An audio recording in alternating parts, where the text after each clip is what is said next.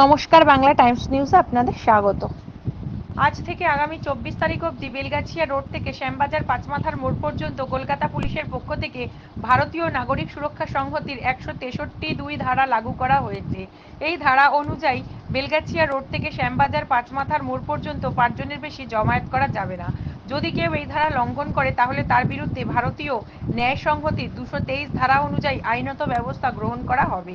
আর এই নির্দেশই কলকাতা পুলিশের অন্তর্গত টালা থানার পুলিশের পক্ষ থেকে আরজিকর মেডিকেল কলেজ, কাশীপুর, বেলগাছিয়া ও শ্যামবাজার চত্বরের এলাকার মানুষের স্বার্থে প্রচার চালাচ্ছে।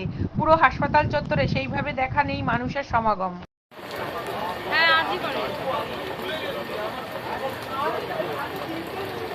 র্যালি আছে একটা র্যালি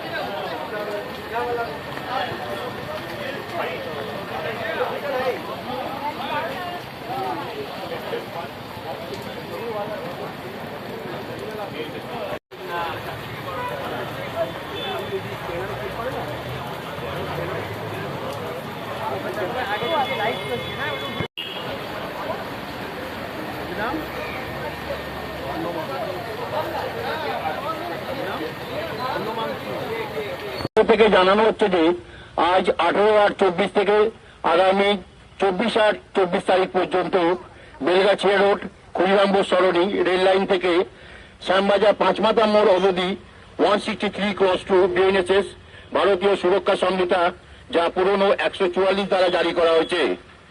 এই সকল নাগরিকদের জানানো হচ্ছে যে এই রাস্তার উপর 5 জনের বেশি জমায়েত হওয়া যাবে না। এই রাস্তার উপর কোনো মিটিং মিছিল করা যাবে না, কোনো অস্ত্র নিয়ে মিছিল করা যাবে না। অতএব নাগরিকদের জানানো হচ্ছে আপনারা এই আইন মেনে চলুন, অন্যথায় আইনজ্ঞ ব্যবস্থা গ্রহণ করা হবে। ছাতাটা একটু সরাতে বলো না, ছাতাটার জন্য পুরো ছবিটা